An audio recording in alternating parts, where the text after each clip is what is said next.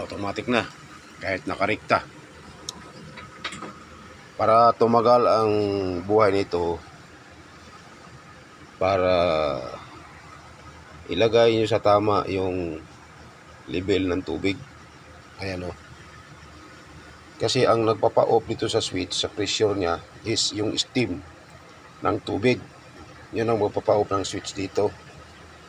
Kung kulang ang paglagay nyo ng tubig, may tendency masira yung mekanismo ng electrical silalim dahil na overuse of power.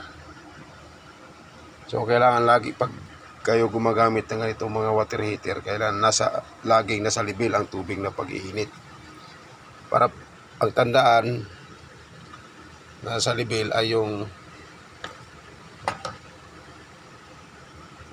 unang butas ng ito, diba, yung exit nya.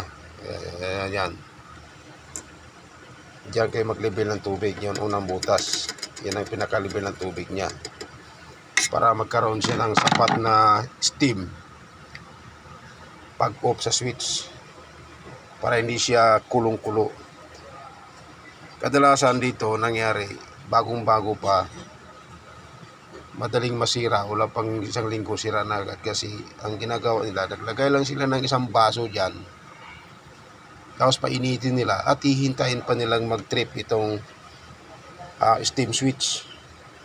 Dahil hindi sapat yung ibibigay na init na steam, matagal mag-off itong switch.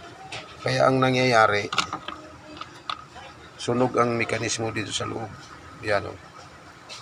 Kasi magkaroon pa siya ng matagal na paggamit ng kuryente. Puro lang siya sabit-sabit lang ito, di salpak lang. Kaya paglagay nito, nasa tamang level, laging nasa level. Isang baso lang ang pagkapihin mo, kailangan nasa level yung tubig mo. Sumubra man ang init mo, nasa level pa rin.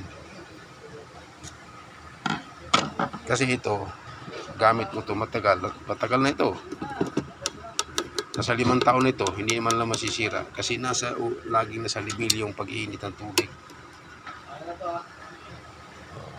Ayan, bagong-bago pa ito. Sira agad. Kaya tandaan, madam,